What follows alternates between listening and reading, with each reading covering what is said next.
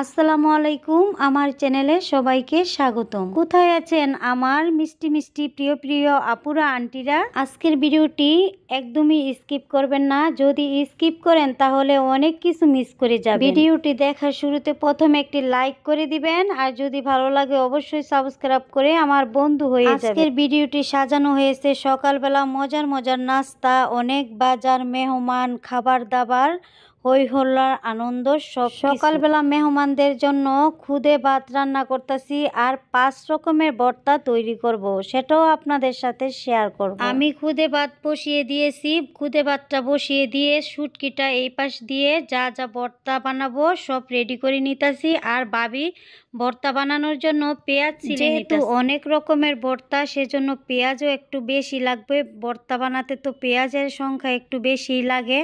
আর সাথে আছে ধনিয়া পাতা আর আছে টালা মরিচ দিয়ে সব ধরনের ভর্তা বানিয়ে নিব। ভাবি পেঁয়াজ আর ধনিয়া পাতা কেটে নিতেছে, আর আমি প্রেসার কুকারে আলু সিদ্ধ করে নিয়েছি। প্রেসার কুকারে আলু সিদ্ধ করতে 1 মিনিট সময় লাগে, সেজন্য প্রেসার কুকারেই আমি আলুটা সিদ্ধ করে নিয়েছি। খুদে ভাত বসিয়ে দিয়ে মাটির চুলায় তারপরে আমি আলুটা সিদ্ধ করে নিয়েছিলাম। আর এই তো খুদে ভাত হয়ে গিয়েছে। আর আমি মাটির চুলায় এখন শিম সিদ্ধ করে নিতেছি। শিমের ভর্তা তো অনেক মজার হয়। শীতের সকালে ধনিয়া পাতা দিয়ে আলুর ভর্তা, শিমের ভর্তা, ধনিয়া পাতার ভর্তা, তারপরে সাথে আছে শুটকির ভর্তা। মাটির চুলায় শিমটা সিদ্ধ করে বসিয়ে এই পাশ দিয়ে আমি আলুর ভর্তাটা বানিয়ে নিতেছি। আর প্রথমে পেঁয়াজ কুচি, মরিচ, টালা মরিচ আর ধনিয়া পাতা আর সাথে আছে সরিষার তেল দিয়ে ঢলে ঢলে হাতে ঢলে ঢলে নিয়েছি।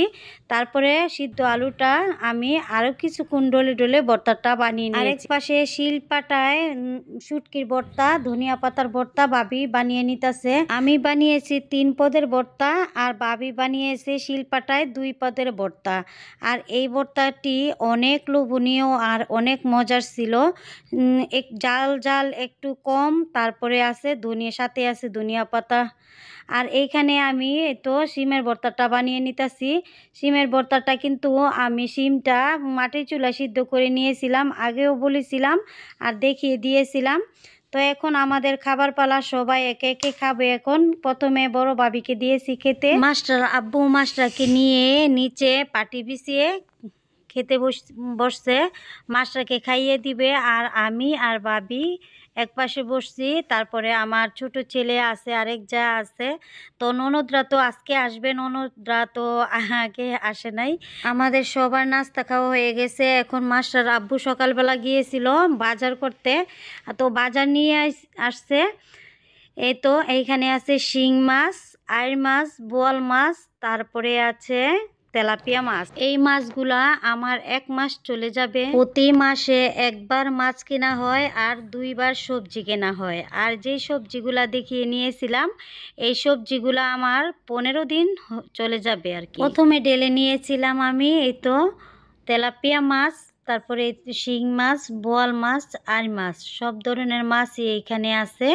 যা যা মাছ এনেছিল তো মাস্টার আব্বু লবণ দিয়েছে শিং মাছের মধ্যে, যাতে করে তাড়াতাড়ি মরে যায় আর তাড়াতাড়ি কাটা হয়ে যায়। এইখানে আছে 2টা বাঁধাকপি, 2টা ফুলকপি, তারপরে আধা কেজি কাঁচামরিচ, তারপরে আছে এই তো 1 কেজি পরিমাণ সিম, 5টা লেবু, ধনিয়া পাতা, মটরশুঁটি 1 কেজি, সব কিছুই আর কি। এই যা যা লাগবে কাঁচা বাজার, এগুলো আমার 15 দিন চলে যাবে। তেলাপিয়া মাছ, বোয়াল মাছ আর মাছ বাজার থেকে কেটে এনেছিল, আর শিং মাছটা কেটে আনে নাই, ওইটা ভাবি কেটে নিতেছে। আর সাথে আছে এটা কি মাছ জানি বলে, তা তো আমার মনে নেই। তো আপনারা যদি জানেন অবশ্যই কমেন্টস করে জানাবেন।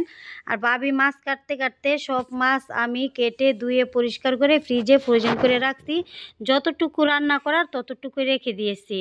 আর এইখানে আমার যে রান্না করব যে অপরিষ্কার হয়ে আছে সবটা জায়গা এখন আমি ঝাড়ু দিয়ে পরিষ্কার করে নিতেছি। মাছ সবজি সব কিছু গুছিয়ে আমি অফ ক্যামেরা রান্না করে নিয়েছিলাম। যখনই রান্না করি তখন আমার ক্যামেরা ধরার বা কোনো কেউ ছিল না, সেজন্য ভিডিও করতে পারি নাই।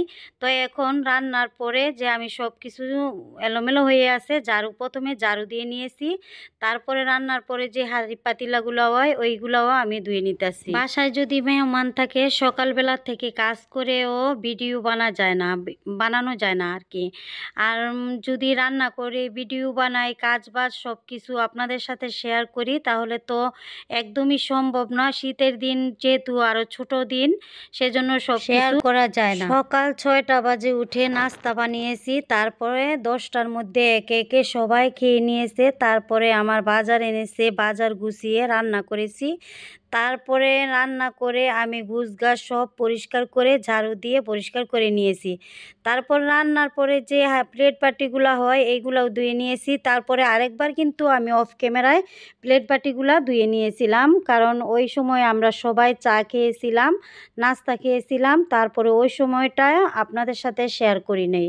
তো এখন যতটুকু পারছি একটু একটু করে আপনাদের সাথে শেয়ার করতেছি। খালা তো সকালবেলা একবার আসে, একবার আসে যে বাসি থালা প্লেট বাটিগুলা হয় ওইগুলা ধুয়ে তারপরে ঘর দূর মুছে কাপড় চোপড় ধুয়ে চলে যায়। তারপরে যে কাজগুলা আছে একা হাতে তো আমার সব কিছুই করতে হয়। মাস্টার তো এই যে দেখেন দাঁড়িয়ে আছে, যতক্ষণ পর্যন্ত আমি কাজ করবো ততক্ষণ পর্যন্ত আমার সাথে সাথে দাঁড়ায় থাকবো না, তা না হলে মানে আমাকে ডিস্টার্ব করতেই থাকবে। ওর কোনো কাজের শেষ নাই, আর আমিও যতক্ষণ পর্যন্ত কাজ করি আমাকে ডিস্টার্ব করবে ততক্ষণ পর্যন্তই। একজন আপু কমেন্টস করেছে যে আপু তোমার চামচ রাখার স্ট্যান্ডটা কত টাকা দিয়ে কিনেছো? তো আপু চামচ রাখার স্ট্যান্ডটা মাস্টার আব্বু এনেছে 500 টাকা দিয়ে। স্ট্যান্ডটা আমার অনেক পছন্দ হয়েছে, সুন্দরভাবে ছোট চামচও রাখা যায়, আলাদাভাবে বড় চামচও রাখা যায়। আর এই যে দেখতে পারতেছেন এটা হচ্ছে একটা ম্যাজিক। এই ম্যাজিকটা দিয়ে যাদের টাইলসের ঘর বা বেসিং, বাথরুমের কমোড সব কিছুই একদমই নিমিষেই পরিষ্কার হয়ে যায়। তো এখন আমি যে আমার বেসিংটা একদমই অপরিষ্কার হয়ে আছে, এই তো দিয়ে দিয়েছি 2 ফোঁটা বেসিংয়ের মধ্যে এই ম্যাজিকটা। তারপরে একটুখানি ডলা দিছি, মানে হ্যান্ড গ্লাভস লাগিয়ে নিয়েছি। হ্যান্ড গ্লাভস লাগিয়ে একটুখানি আলতোভাবে ডলা দিয়েছি, আর সব ময়লা ফুরফুর করে উঠে গেছে। এতটাই পরিষ্কার হয়েছে বলার বাহিরে, অনেক সুন্দর হয়েছে। তো আমার নিচে আরেকটা বেসিং আছে, ওইটাও কিন্তু পরে আরেকবার পরিষ্কার করে নিব। তো চলেন এখন আমার চুলাটা পরিষ্কার করে নিই তারের মাজনি দিয়ে আর ভিম সাবান দিয়ে। আর একদিন পর পর কিন্তু আমি চুলাটা এইভাবে পরিষ্কার করি, আর প্রতিদিন একটা হালকা একটা কাপড় দিয়ে পরিষ্কার করে নিই। আপনারা দেখতেছেন যে কাজটা কত সহজভাবে করে নিতেছি, কিন্তু কাজটা কিন্তু যে করে তাই বুঝে যে তাড়াতাড়ি হইতাছে না দেরি হইতাছে। তো ভিডিওর মধ্যে তো এমনই হয় যে অন্যের কাজ দেখতে একদমই সহজ লাগে, যে আপু অনেক আপুরা কমেন্টসও করে যে আপু তোমার কাজগুলো এত তাড়াতাড়ি হয়ে যায়, এত সহজভাবে তুমি কিভাবে করো কাজগুলা। তো আপনারাও করেন তাহলে বুঝবেন যে কতটুকু কষ্ট লাগে আর কতটুকু সময় লাগে করতে। আর আমি কাজের পাশাপাশি কিন্তু অফ ক্যামেরায় অন্য অন্য কাজও করে নিই। আর তো মাস্টার তো আছেই, তো কালকে তো দেখছিলেন মাস্টার যে দাঁত ব্রাশ করাতে, গোসল করাতে, তারপরে মাছটাকে মাথা আশ্রাইতে, মানে মাছটার যত যাবতীয় কাজগুলো আছে তা করতে যে কত একটা সময়। আর এখন এই ডিব্বাগুলো আমি প্রতিদিনই পরিষ্কার করে নিয়ে একটার মধ্যে রাখি, বড়টার মধ্যে রাখি লবণ, তারপর আরেকটার মধ্যে রাখি পেঁয়াজ কুচি, আরেকটার মধ্যে রাখি আমি আদা বাটা, রসুন বাটা। আমি যেহেতু 1 মাসের বাজার একসাথে করি, সবজির বাজার 15 দিন পর পর করি, তারপরে মাছের বাজার 1 মাস পরে করি, মুরগির বাজার 1 মাস পরে করা হয়। তারপরে যে আদা বাটা, আদা রসুন 1 মাসের বাজার করা হয়। তো 1 মাসের এই কৌটার মধ্যে রাইখা বাকিটা আমি ফ্রিজে ফ্রোজেন করে রাইখা দিই। যে এই মগটা আছে না ফেলে দেওয়ার একটা মগ, তো ফেলে না দিয়ে আমি চামচের হোল্ডার বানিয়েছি। তো সব ছোট ছোট চামচগুলা এইখানে আমি রাখি, আর বড় চামচগুলা যেমন ছুরি, তারপরে বড় চামচ সব কিছু, খুন্তি যা আছে সব কিছু আমি এই যে এইখানে রাখি। তারপরে সাথে আছে ব্লেন্ডার রাখি, এখানে রাইস কুকার, তারপর গরম পানির যে ওয়াটার হিটার। আমি যেহেতু মাটির চুলা রান্না করি সব কিছুই এলোমেলো হয়ে যায়, একদমই তাড়াতাড়ি অপরিষ্কার হয়ে যায়।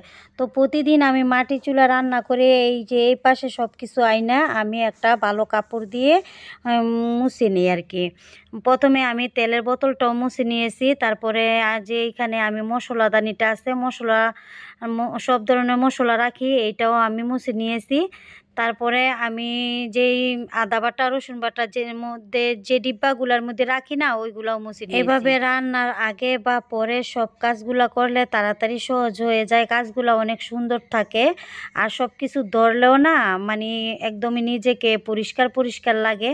আর এই তো এইখানে রাখি এই যে আমি হলুদের গুঁড়ো, মরিচের গুঁড়া, ধনিয়ার গুঁড়া। তো আমি প্রতিদিনই এইভাবে আজকে সারাদিনের কাজ বাজ আমার শেষ, এখন মেহমানদের খেতে দিয়েছি। এই তো সবাই মিলে আমার বাসুর, মাস্টার আব্বু, আমার ছোট ছেলে আজমির, আমার দেবরের 2 ছেলে প্রথমে খেয়ে নিতেছে, তারপরে আমরা খেয়ে নিব। তো আজকের মতো বিদায়, আল্লাহ হাফেজ।